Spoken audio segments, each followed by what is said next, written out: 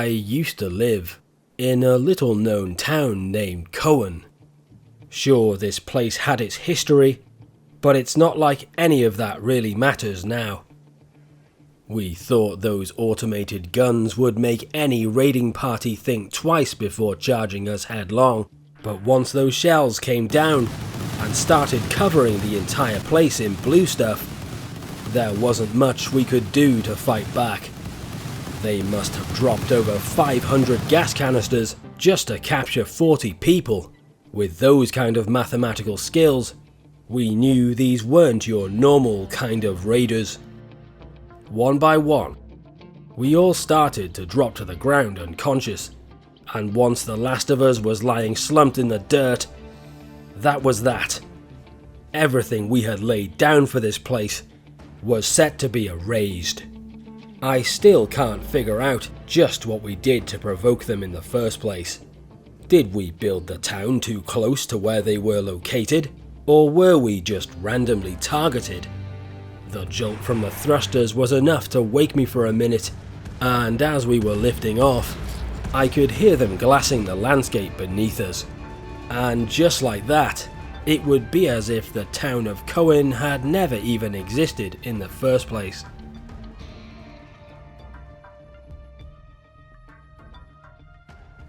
When we all started to come to our senses, we found ourselves lined up side by side on a hard wooden floor. It didn't have the most comfortable of accommodations, and for some reason they had decided to stash us in there with some fairly off-putting statues. As well as this, the room we were in only had a single door leading in or out, which was definitely a major fire hazard. And those decorative bloodstains all over the floor had us somewhat concerned for our immediate safety. Even though there were 40 of us trapped inside a small room, there was no food or basic supplies in sight. When this became apparent, Fugly was the first to make an attempt for the door. It was just as she approached the door that we all realized just what sort of danger we were in. You could tell it was a high-end rifle, just from the sound of it. Fugly knew that we couldn't stay in here forever. She was very brave, and she was the first of us to die. Despite her noble attempt, her lifeless corpse was awkwardly blocking the only way out of the room. Pei and Andra led a scouting party and folded into some cover in the next room. It was at that point when about 10 more rifle boys started hurling lead in our general direction. Did these maniacs really want to make us run a gauntlet of sniper fire? It didn't look like they were going to let up at any time soon, so if we didn't want to starve to death, then we were going to have to risk getting shot to death, like a lot. Suran and Pei both immediately took hits, but then Pei's arm exploded, and she was gone. Only Lynx managed to get past those purple bastards unharmed. These guys were packing some serious bionics and some crazy looking armor, so we never made an attempt to try and overthrow our captors. Lynx's group had made it to the other side, but they were losing a serious amount of blood. 10 more of our guys rushed out of the safe room. Boyd took a hit to his left arm which nearly blew it clean off, and he was still yet to run the gauntlet itself. Once Lynx's group got tired of being ignored by those weird purple guys, they followed their noses to another safe room. Seeing as Coley and Boyd had talked the rest of their group into leaving the starting room in the first place, they took it upon themselves to take the lead.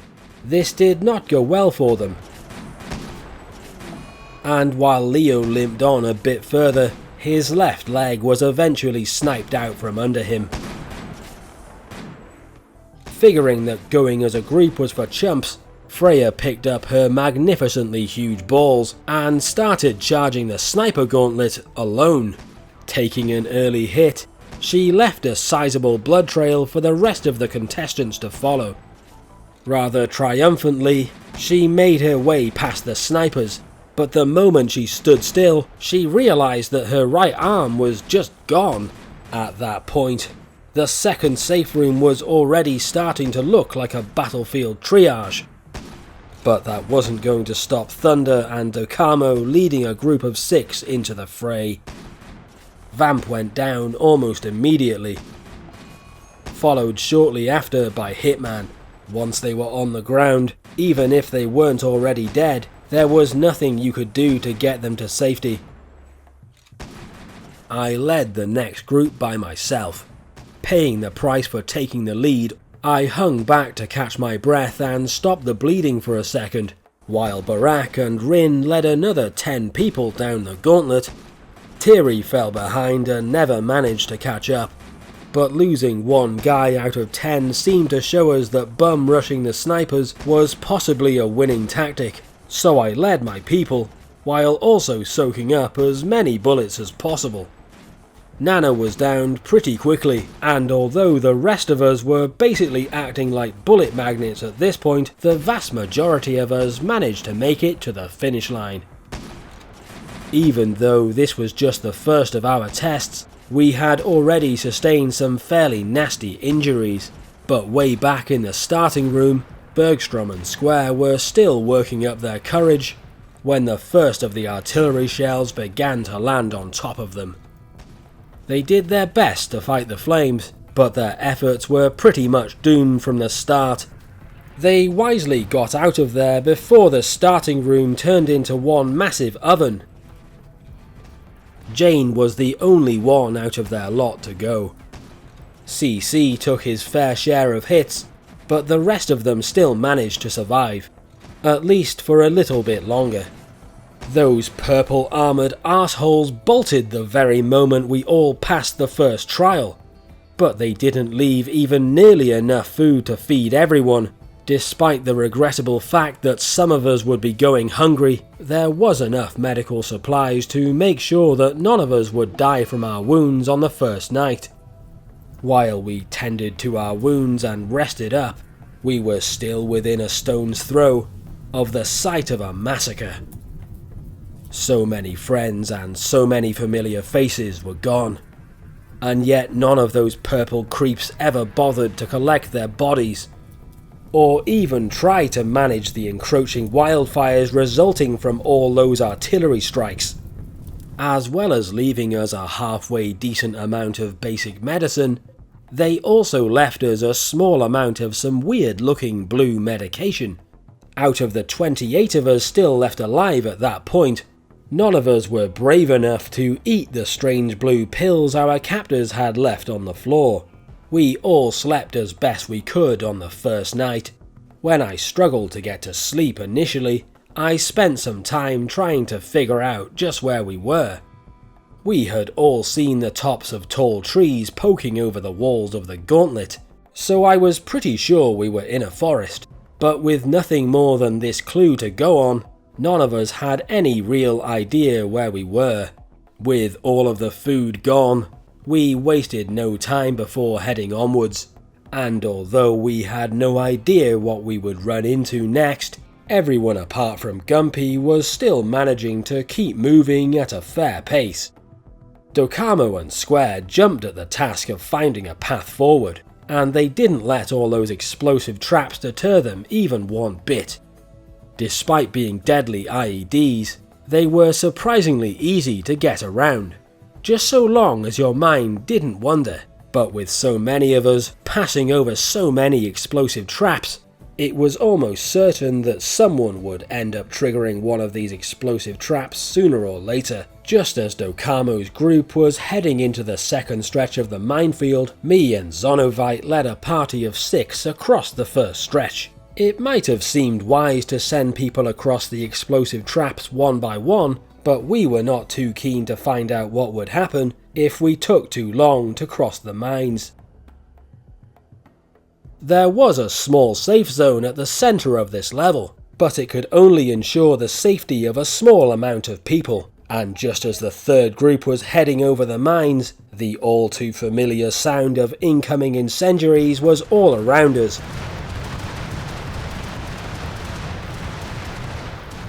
In order to force us onto the minefield, They set fire to a room containing 13 of our people.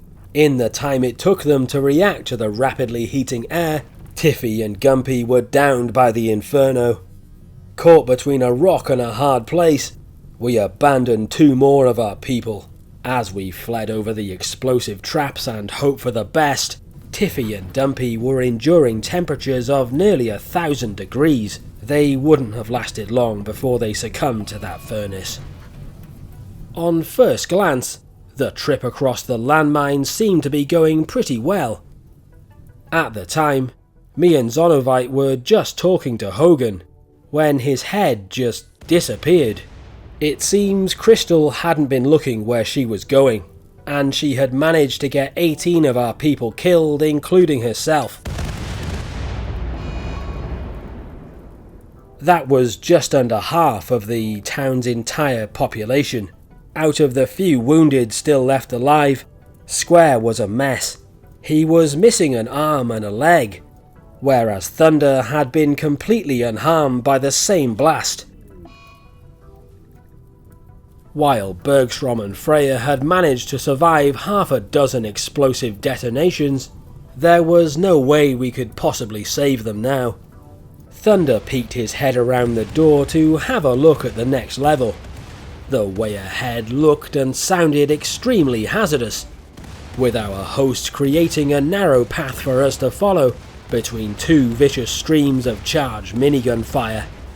They seemed to be strafing the entire level with small caliber grenade launcher fire. While the blasts were only small, these grenades were highly inaccurate. One of our hosts thought it would be funny to fire his grenade launcher straight at the door, so as soon as he started reloading, I made a break for it. A few of those grenades must have been duds or something. One of them in particular went off right in front of me. I didn't stop to think about the significance of this. I just headed to the other side as quickly as my legs would carry me. Being the first one to reach the 3rd safe room, I helped myself to some food that was going spare. Suran kept dodging bullets and grenades until she reached the safe room. Then Thunder followed close behind them. With Rin gathering her courage straight afterwards, their crossings were interrupted by the sound of incoming artillery fire. I couldn't tell whether they wanted to provoke some sort of reaction or whether they just wanted to throw us off balance, but they melted Ondra to the spot where he fell. While Thunder and Rin had made it, Pex managed to screw up his entrance, taking a grenade, some minigun fire, and then another grenade to finish him off. Pex and Rin were close, so close that Rin went insane the moment he died. It took me, Thunder and Suran to put her down, and she still managed to floor Thunder while we were trying. Dokamo and Wheezy followed Zonovite. While they both managed to take hits, Dokamo never managed to get back on his feet. With the last of us making it to the safe room, our hosts were still not far behind us, shifting the walls around and generally trying to make us feel uncomfortable. The stress seemed to be taking its toll on some more than others.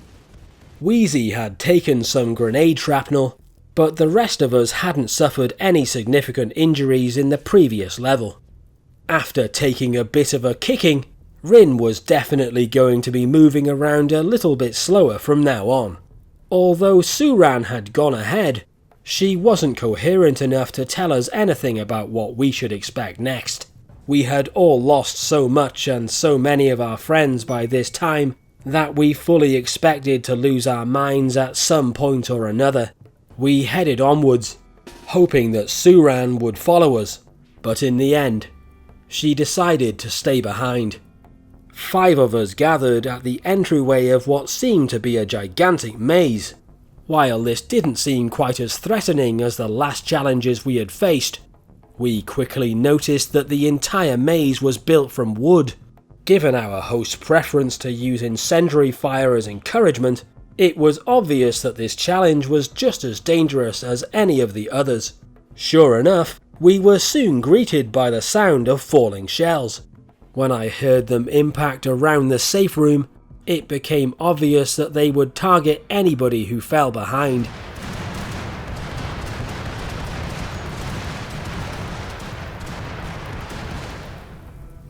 With this in mind, we began to pick up the pace.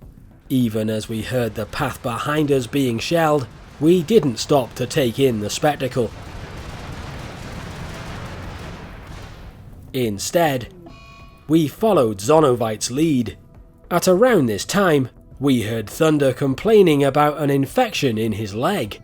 Why he never got that sorted out in the safe room, I will never know. If he would have made it out, he could have lived with the clout of having survived an anti-grain warhead to the face, but that infection in his leg got so bad that he couldn't keep up anymore.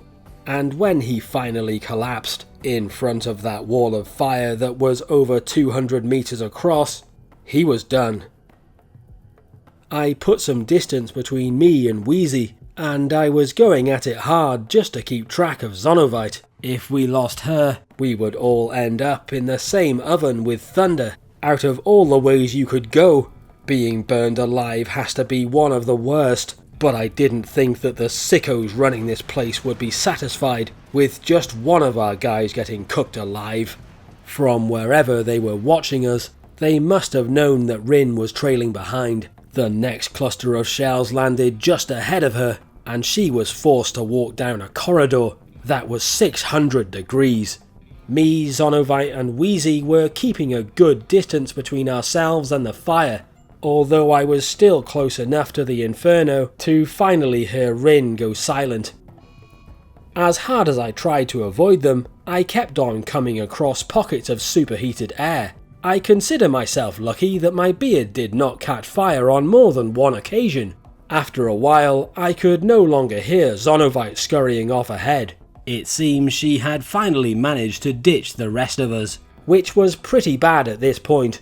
We were incredibly deep into the maze, and I was totally unsure how much longer I could stave off catching fire. While I thought I had it bad, Wheezy was still miles behind me, and the section of maze that he was in looked like it was on the verge of collapsing into a burning heap. I don't know how he kept going as long as he did, but he must have been walking around while enduring temperatures nearing 1000 degrees. Somehow he managed to stay ahead of the fire and keep talking for long enough to see another wave of incendiaries land on top of us. When I heard Zonovite calling out to us again, I knew we were on the right track. From the way Wheezy described it, he was directly in the centre of a massive inferno, and yet somehow he still sounded optimistic. I lost contact with him for a little while when I made it through the exit. I can only guess that because he was last, they decided to shell in front of him. The way that place was already burning, I don't see why they needed to keep spreading the fire. With the sheer amount of stuff collapsing, it felt a bit like an earthquake, only much worse than your regular earthquake, because everything was also on fire. Eventually we could hear Wheezy shouting not too far from the exit. He swore to kill every one of those purple creeps, but for all of his promises and threats, it sounded like he couldn't move anymore. With no way of possibly rescuing him, me and Zonovite did the only thing we could. We headed towards the next safe room, where we hoped to at least find some food, as we were both running on empty. Wheezy's swearing seemed to get louder the further we got away from him, but just as I was distracted by Wheezy's final outburst, Zonovite wolfed down the only food that had been left by our captors. I did my best to act naturally, but I knew that before long, this was going to become a heated point of contention. Despite having stolen the last of our food, Zonovite wasn't really doing that much better than me after all. We were both pretty much broken down wrecks by this point, but we had to keep moving. There had to be a way out of this. As soon as we left the safe room, they began shelling us with tear gas and some other weird looking shells that we didn't recognise at first. But when we were hit by one of those new weird shells, I was suddenly overcome by the inexplicable urge to kill Zonovite. Judging by her reaction, she was experiencing exactly the same symptoms as me. I think I knocked her out after a short scuffle. I remember wandering around in that chemical haze and trying my best to find the way out, but before long, things started to get a bit weird. I swore I could see Hitman and a bunch of other people from neighbouring towns. They all seemed to be having a really hard time. Had they gotten themselves lost and ended up in a deeper part of the maze? Either they were being roasted alive, or they were doing their best to clobber each other's skulls in. All of these familiar faces seemed to be uniquely doomed. I really couldn't understand why I was seeing such a nightmarish hellscape, but eventually I came to the realization that the rage gas had probably done some interesting things to my brain. And back in the real world, I had spent the last several hours wandering about, doing nothing. All the while, Zonovite's condition had only gotten worse. They tried hammering me with some fear shells for a while, but after the weird experience I got from the rage shells, the fear shells were pretty weak by comparison. According to the health stats, Zonovite had died of malnutrition, which always seemed like a strange way for her to die.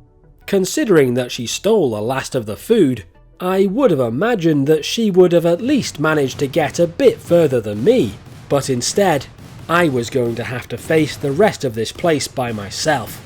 I actually felt like I was finally starting to come out of this murderous rage, which was a nice change. As I made my way to the next level, it seems our hosts had switched out the tear gas rounds with high explosive shells. While I wasn't too thrilled at the prospect of wading through yet another live artillery drill, it's not like I had much of a choice. At first, I thought if I stayed away from the areas where the snow had been disturbed, then I could possibly avoid being hit if I was careful. But instead, just as soon as I started moving, I learned how inaccurate the artillery could really be. Despite nearly having just lost several of my limbs to a sizable explosion, I pushed myself onwards with whatever remaining strength I could still muster. Through starvation and what remained of the rage gas coursing through my system, I powered on until I had another near miss. After that one, I needed a breather, so I took cover behind some rocks. The shelling up ahead looked fairly random and light, but by this point, I just wasn't in the mood to be dodging this much incoming fire. I could start to feel myself blacking out, so I lurched forward to try and keep myself awake. There were explosions going off just about everywhere, but as concerning as this was, I finally came within eyesight of the exit. Judging by the blast marks in the snow, I thought the shelling here was random and light. And then all of a sudden, I couldn't explain what was happening. Why couldn't I move? I hadn't been injured by the artillery, I just didn't have the energy to move anymore. If Zonovite hadn't stolen that last plate of food, I could have walked out of here on my own strength, with no problem whatsoever. I could have enjoyed a well-seasoned omelette, with a little bit of cheese sprinkled in the middle, that was made by some unknown person who probably killed quite a lot of my friends, and then left it on the floor. By rights, that was my omelette. But instead, I've got to wait here. My plan once I got out was to blow the whistle on this entire place. That will never happen now. But if it was ever possible to escape in the first place, then everyone from Cohen gave it their best. I'm still no closer to figuring out just why they chose our town in the first place. There must have been something wrong with those purple guys though. Considering how they had no issue shooting and setting fire to so many of my friends, and throughout all of that commotion, none of them ever spoke a word. As a final lasting insult to my mortal remains, those purple lunatics blew my body to smithereens.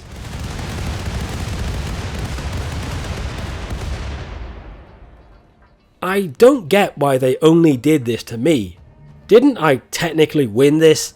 Why couldn't they have blown up Zonovite's corpse instead? As some kind of weak consolation prize, they sent down one of those hideous statues and installed it on the same spot where I fell over. This is how they choose to memorialize the people of Cohen? with a fugly looking bright purple squid statue? How generous of them, I guess.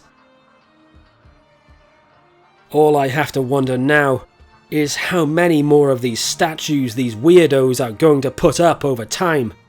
I don't know whether we were the first victims of this place, but I doubt we will be the last to meet our end in this sick and twisted game.